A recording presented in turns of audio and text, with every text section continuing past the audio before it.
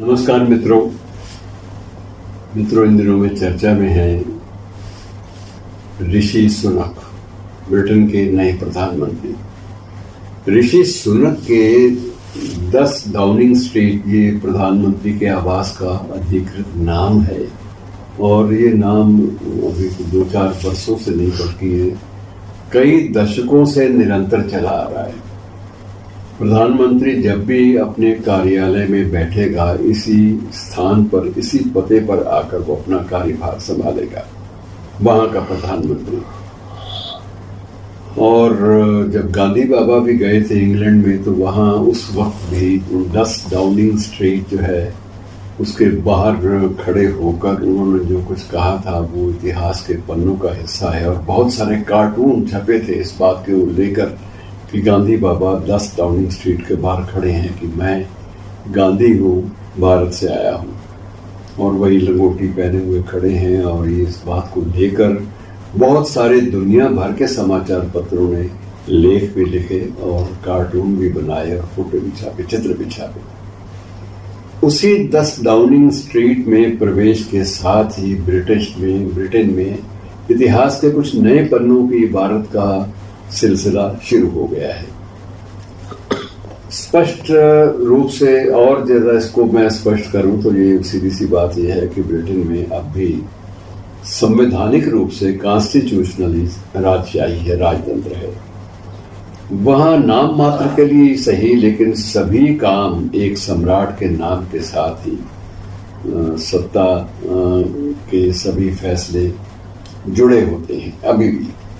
मगर आज स्थिति बिल्कुल बदल चुकी है। राज स्थिति ये है कि राज परिवार की, जो विश्व का समृद्धतम परिवार माना जाता था और जिसके बारे में ये कहा जाता था कि इस साम्राज्य में कभी भी सूर्यास्त नहीं होता, अर्थात इस सम्राट की या साम्राज्य की, महारानी की, वहां की महारानी या वहां के महाराजा की संपत्ति का विस्तार यहाँ तक था कि कोई भी दुनिया का ऐसा देश नहीं था जहां पर उसके साम्राज्य की रोशनी ना पड़ती हो। आधी से अधिक दुनिया पर इन लोगों का राज रहा है। और आज स्थिति यह है कि ब्रिटेन का राज परिवार जितनी कुल संपत्ति उसके पास है, उससे कई गुना ज्यादा संपत्ति सिर्फ ऋषि सुनक और उनकी पत्नी के साथ पास है। इन दोनों की संपत्ति पति पत्नी की $730 मिलियन आंकी जाती है। $730 मिलियन। आप अंदाजा लगाते रहिए करोड़ों में कितने की होगी, क्योंकि अंदाजा लगाना व्यर्थ है। ये आंकड़ा फिलहाल काफी है समझाने के लिए और बात को समझने के लिए कि ये ऋषि सुनक का जो पति पत्नी का जो अकाउंट है वो पूरे के पूरे राज परिवार के खातों से ज्यादा समृद्ध है। इससे बड़ी और क्या बात हो सकती है। अब सुनक को इस बात का एहसास है। आप ये कहें कि सुनक वहां जाके सब कुछ भूल चुके हैं, सब कुछ भूल गए होते तो गीता पर शपथ रखकर गीता पर हाथ रखकर शपथ नहीं लेते अपने नए पद की, या उससे पहले जो हाउस ऑफ कॉमन्स की सदस्यता की उन्होंने शपथ ली थी वो शपथ ग्रहण नहीं करते, ये निश्चित है। लेकिन उन्होंने एक पल को भी अपना अतीत, अपनी विरासत को दरगुजर नहीं किया, उसको दृष्टिविगत नहीं किया।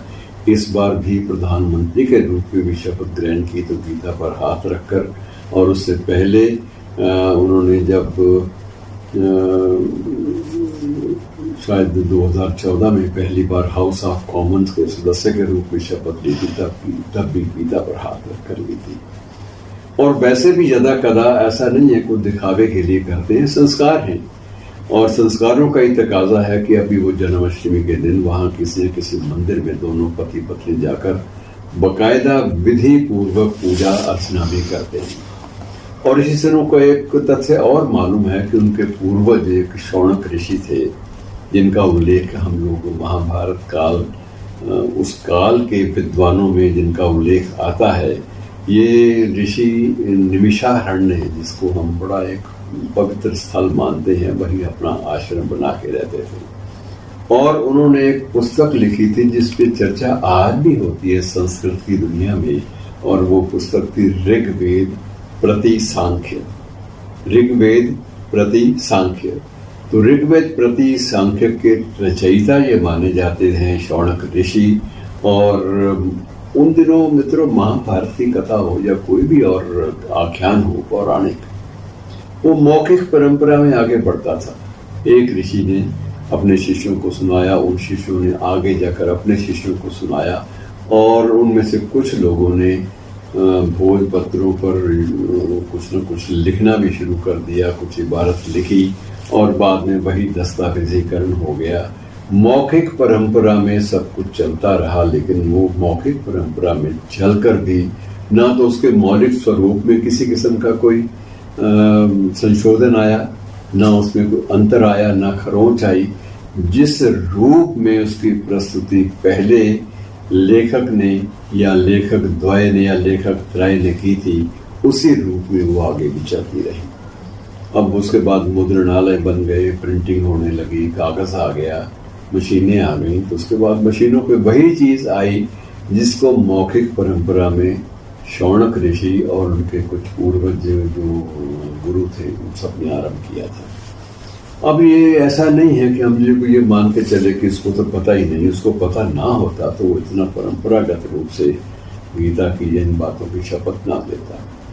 और गीता भी उसी महाभारत का हिस्सा है, उसी महाभारत का एक प्रकरण है, एक सर्ग है, जिस महाभारत की रचना व्यापक रूप से हम लोग ये मानकर चलते हैं कि ऋषि वेद व्यास ने की थी, और उनके साथ उसके शेष अंशों में कोई जो वृद्धि या संशोधन है वो उनके शिष्यों ने आगे, जिसमें सौती ऋषि भी था, जिसमें ये शौनक ऋषि भी था, इन सब लोगों ने धीरे धीरे उसमें कुछ इजाफा किया और कुछ संशोधन दिए और कुछ सुधारा भाषा को। लेकिन ये सारा का सारा एक परंपरा के अनुसार ही विकसित हुआ। और ये मानना कि ऋषि शौनक को इन बातों का पता नहीं है, कोई लेना देना नहीं है, ये गलत है। हमें ये नहीं भूलना चाहिए कि उसके जो ससुर हैं और उनकी जो सास है, मेरी मुराद सुधा जी से है, और उनके जो ससुर हैं उनसे है, दोनों ही नारायण मूर्ति से है। तो दोनों की, सुधा मूर्ति और नारायण मूर्ति की जोड़ी की बड़ी अद्भुत जोड़ी है, इसके बारे में अलग से फिर चर्चा करेंगे। लेकिन ये विद्वत्ता के चरम पर हैं ये दोनों ही।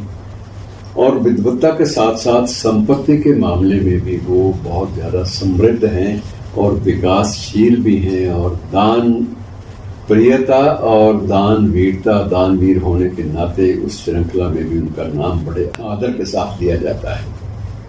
तो मित्रों, ये सारी चीज़ें आपके सामने प्रस्तुत करने का ये भी है कि संस्कार बहुत मुख्य भूमिका निभाते हैं। और ये भी आपको बता दूं कि ऋषि दंपति दोनों, मियाँ बीवी दोनों, पति पत्नी शुद्ध रूप से शाकाहारी हैं और मांसाहार बिल्कुल नहीं करते, पूरा सख्त परहेज होता है। और उनको ये भी याद है, इतिहास उनको कम से कम ब्रिटेन का अपना इतिहास तो याद ही है। किसी ब्रिटेन की एक कंपनी ने, ईस्ट इंडिया कंपनी ने किस तरह से, किन तरीकों से, छद्म तरीकों से सारी परंपराओं को ताक पर रखकर इस भारतवर्ष का शोषण किया था। और पूरे के पूरे भारतीय उपमहान द्वीप के लोग उस ईस्ट इंडिया कंपनी के नाम से थर्राते थे। अब वो ईस्ट इंडिया कंपनी दिवालिया हो चुकी है, और जो बचा खुचा उसका नाम है वो भी एक भारतीय मेहता परिवार के पास है। और मेहता परिवार उस नाम को भुनाकर प्रयास कर रहा है कि शायद कुछ विदेश में व्यापारिक क्षेत्र में कुछ पैर पसारने का बहाना मिल जाए। लेकिन ये वो कंपनी है जो अब एक बोझ बन चुकी है, और उन्हें लगता है मेहता परिवार को कि इस कंपनी को साथ लेकर चलेंगे तो शायद हमें व्यापार के क्षेत्र में भी कोई पसंद ना करे। तो मित्रों, ये सारी स्थितियां आपके सामने बयान करने का मतलब यही था कि आपको ये भी स्पष्ट कर दूं कि सुनक परिवार, ऋषि सुनक का परिवार कभी भी ये दावा नहीं करता कि हम तो भारतीय हैं या कुछ ये है या हम वो हैं या हमारा ब्रिटेन से कोई संबंध नहीं है। वो सगर्व कहते हैं कि ब्रिटेन जो है हमारा राष्ट्र है, हमारी जन्मभूमि भी ब्रिटेन है और यहाँ पर हम जन्म भी हमने लिया है। हमारे संस्कार, आस्थाएं वो अलग हैं। आस्थाओं और संस्कारों को हम लोग किसी भी तरह के राष्ट्रवाद से नहीं जोड़ते। धन्यवाद।